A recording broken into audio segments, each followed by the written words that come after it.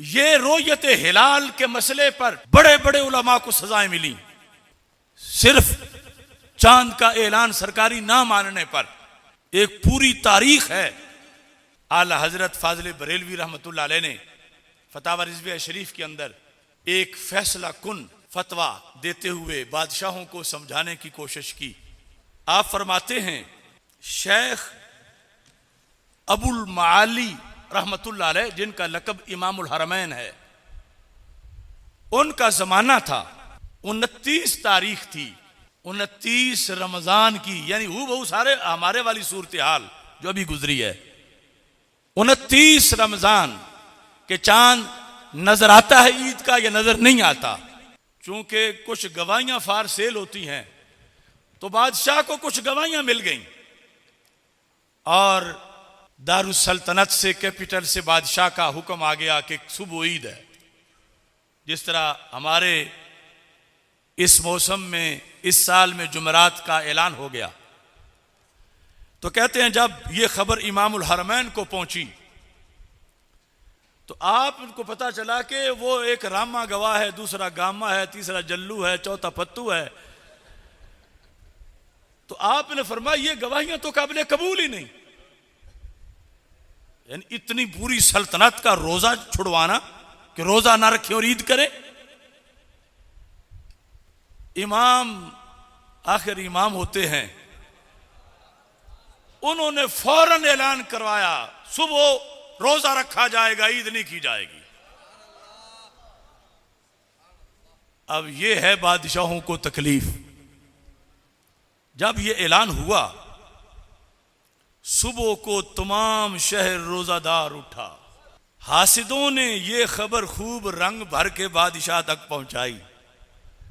रंग भरने वाले भी होते हैं, यानी ये कोई ऐसा नहीं था कि किसी सूबे पे इमामुल हरमैन ने कब्जा कर लिया था, लेकिन रंग भरने वालों ने खूब रंग भरा और रंग में यह कहा कि अगर इमाम चाहे तो सल्तनत छीन लें, कि बादशाह तेरी तो किसी ने मानी नहीं है, तूने कहा ईद करनी, हालांकि ईद करनी आसान थी, उन्होंने ईद नहीं की। इमाम हरमैन ने कहा रोजा रखना, उन्होंने रोजा रख लिया है। मुलाजा हो कि उन्हीं का हुक्म माना गया, जो तख्ते शाही पे नहीं मुसल्ले पे बैठे हुए हैं, उन्हीं का हुक्म माना गया और हुक्म सुल्तान की कुछ परवाह ना हुई। बादशाह ने बर्फरोख्ता होकर चूबदार भेजे, गुस्से में आकर अपने सिपाही भेजे कि जैसे बैठे हैं तशरीफ लाएं। यानी इमामुल हरमैन साहब जहां बैठे हैं उनको उठ के घर नहीं जाने देना, उसी हालत में उनको लाना है।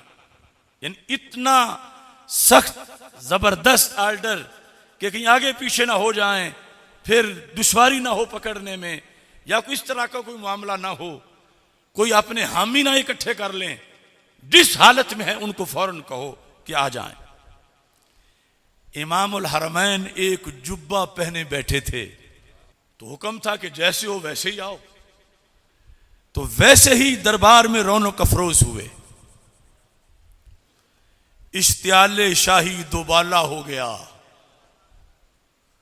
यानी जुब्बा और ठाठ बाट इमामुल हरमैन की। बादशाह ने जब देखी कि उसने कहा कि बादशाह मैं हूं, जुब्बा इसने क्यों पहना हुआ है।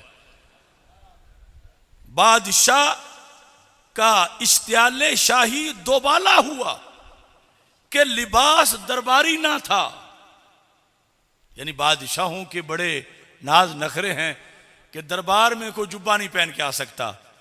शाही दरबार के अंदर सादा सा आम बंदे की तरह आना है। तो उसने पूछा इमामुल हरमैन से कि इताअत उलुल अमर वाजिब है, यानी अपने वाली आयत तो उनको आती है कि मैं उलुल अमर हूं, मेरी इताअत वाजिब है और मेरे दरबार के आदाब हैं, और तुम जुब्बा पहन के आ गए हो।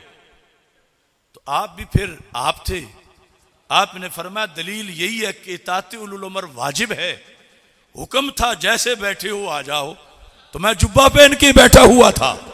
उसने कहा मेरे खिलाफ ऐलान क्यों किया? मैंने जो कहा ईद करो तुमने रोजा क्यों रखवाया, क्या बाइस था।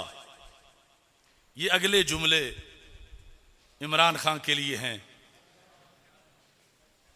या जो भी उस सीट पे बैठे। वो तैमूर लंग था, उसके दरबार में तफ्ताजानी बैठे हुए थे, इमाम तफ्ताजानी। बड़ी तेज बारिश हुई, इतना कि जल थल हो गई और पानी इकट्ठा होकर बादशाह के दरबार से टकराने लगा। तो इमाम तफ्ताजानी उठ के खड़े हो गए। बादशाह ने पूछा क्यों, क्या हुआ? कहा खतरा है कहीं महल गिर ना जाए। तो उसने कहा मैं हाकिम वक्त हूं, मैं बैठा हूं, तुम एक मुल्ला हो, तुम्हारी जान ज्यादा कीमती है या मेरी ज्यादा कीमती है?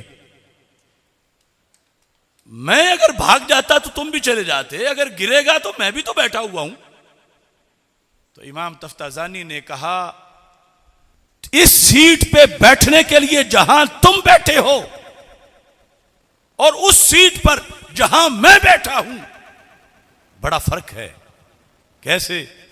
कहा अगर तफ्ताजानी मरा तो 30 साल तक कोई दरियों पे बैठेगा पड़ेगा तो फिर तफ्ताजानी बनेगा, और अगर तू मर गया तो कहा तेरे जैसे कई गधे फिर रहे हैं, फौरन कोई तेरी जगह बैठ जाएगा। इस वास्ते मौजूदा हो या अगला कोई आने वाला हो, सब के लिए अगले जुमले हैं कि इमाम अबुल माली कहने लगे